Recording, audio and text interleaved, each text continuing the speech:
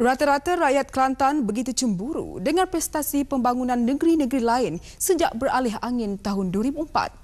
Selain Kelantan, kerajaan negerinya begitu fokus terhadap usaha membela nasib rakyat melalui penjanaan peluang kerja dan peluang niaga. Malangnya di Kelantan, rakyatnya hanya sekadar mampu menumpang kegembiraan jiran-jirannya. Ikuti paparan Galeri Perdana Api dalam Sekam.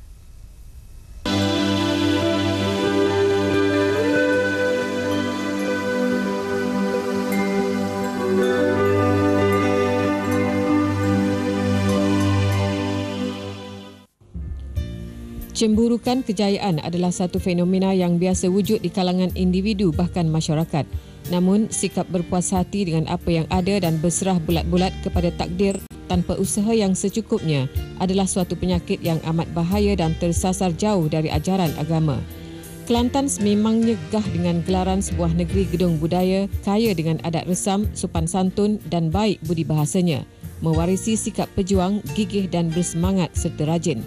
Jika ini digilap dan diperkasakan, pastinya Kelantan akan tampil sebagai negeri yang lebih menarik untuk sektor pelancongan, pelaburan serta perindustrian.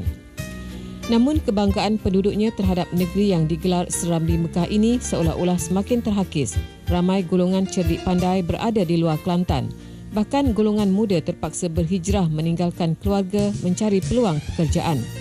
Tetapi persoalannya, menurut Ketua Pendaftar Mahkamah Rayuan Syariah dan Mahkamah Tinggi Syariah Haji Abu Bakar Abdullah Kuti, fenomena penghijrahan golongan muda keluar Kelantan menyumbang kepada meningkatnya kes-kes perceraian serta menimbulkan banyak gejala sosial.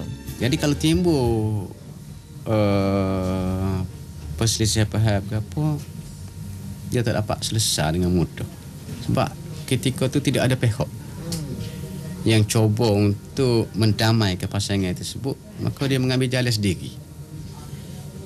Jalan sendiri. Kalau jalan sendiri itu dengan bantuan pihak-pihak lain, mudah selesai. Tapi kalau dia ambil kawan-kawan ataupun dia tanya pendapat-pendapat orang, maka dia akan menimbulkan orang panggil makin berat. Sepanjang tahun lepas, hampir 3,000 kes perceraian didaftarkan di Mahkamah Tinggi Syariah Kelantan. Dari jumlah itu, hampir 2,000 adalah permohonan tuntutan perceraian dan 530 kes adalah permohonan mengesah taklid kerana suami yang mengabaikan tanggungjawabnya kepada si isteri. Kerajaan membantulah mana-mana ibu tunggal. Mungkin ada lagi yang susah kan. Macam saya, anak-anak saya memang tidak ada pembelaan daripada bekas suami saya.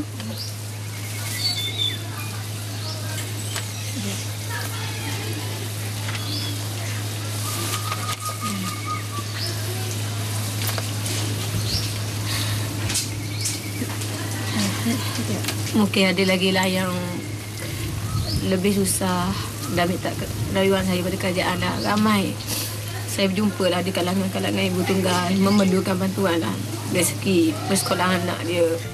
Sebenarnya banyak faktor yang mencetuskan perceraian, antaranya kedudukan ekonomi keluarga. Bagaimanapun, Ketua Jabatan Dakwah dan Pembangunan Insan Universiti Melaya Profesor Madya Muhammad Kamil Abdul Majid menyarankan Kerajaan Negeri Kelantan perlu mempertingkatkan dakwah dan pemahaman Islam kepada rakyat. Dalam senario sekarang ini, tidak ada orang yang patut menuduh pihak lain.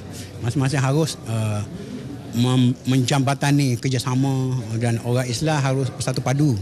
Mungkin dari segi politik kita berbeza, dari segi pandangan kita berbeza, tapi dari segi matlamat, dari segi perjuangan, membangkit, membina bangsa Melayu atau orang Islam yang baik, itu harus menjadi agenda semua pihak.